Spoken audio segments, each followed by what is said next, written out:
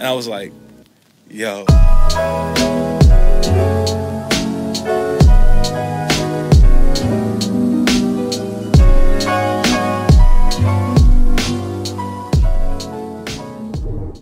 So I'm starting off by priming my face with this H2O Studios primer. If you could not tell by the title already, almost everything used in this tutorial is from Shop Misa, which is a $1 makeup company. Some things are from their in-house brand, which is like $2.50 to $10. Basically everything is under like $3 each per item. Here I'm using the AOA Studios BB cream, and to my surprise, it was actually pretty good coverage. Usually BB creams aren't, but this one was, and it was a little bit tacky. That's the only thing I didn't really like about it, but that's easily fixed with powder.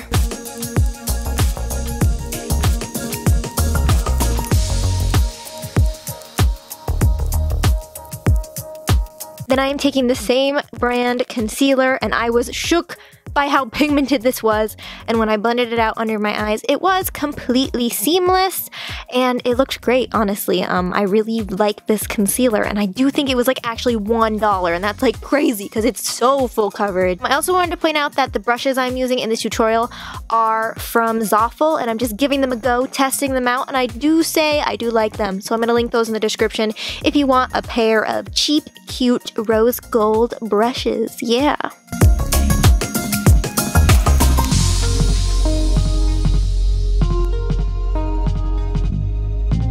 Now I'm taking this AOA Studios Perfect Setting Powder. I think it's translucent. It doesn't really look like it in the container, but it said it was. And I'm just setting my face. I don't usually set my face, but with that BB cream, I really felt like I needed to because it was very tacky. I usually like a very dewy finish, but it was a good powder. Then I'm filling in my eyebrows with this eyebrow pencil. Out of all the products, I'd say this is my least favorite just because I'm more of a brow powder gal than a pencil, so I struggled. This clip is really long of me trying to fill in my eyebrows because it was a little more warm toned than I'm used to, and this is the darkest shade that they had, and it's just not my formula, man. I'm not a fan of pencil eyebrow things, but if you are, this is great. Not really good for individual hair drawing, but just for like bulk filling in, it's all right. I couldn't get over how it made my brows look though. They felt sort of like glued down. I tried to fix them by taking that same concealer and sculpting out the bottom of my brow, which definitely helped, but 10 out of 10 would recommend if you like brow pencils. I'm just a powder gal.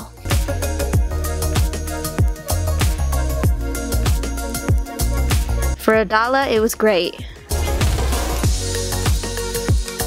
I'm taking this eyeshadow palette. This was $10, but it comes with the Z palette type thing and all these eyeshadows, and I'm just taking this color, putting it in my crease. It was so pigmented, I was shook. Usually with cheap makeup, it's either way too pigmented or not pigmented at all, and this was like a perfect middle ground.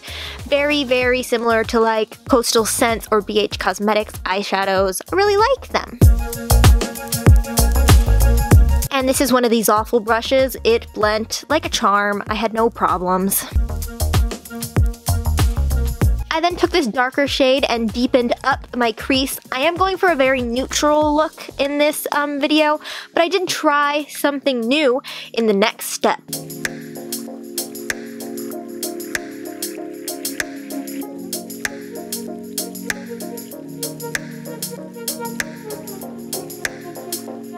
I'm taking this cream eyeshadow, which when I swatched it right here, I was shook by how pretty it was. I was like, yes.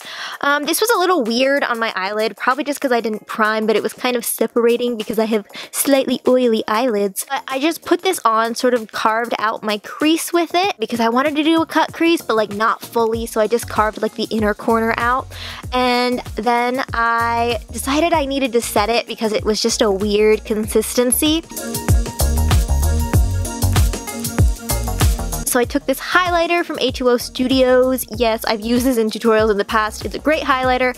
I put that on my eye and then repeated all of that on the other eye. We're just gonna skip through it though, because y'all don't need to see that again. Then I'm taking that same palette and I'm mixing the two colors that we used on our lid and just putting them on my lower lash line.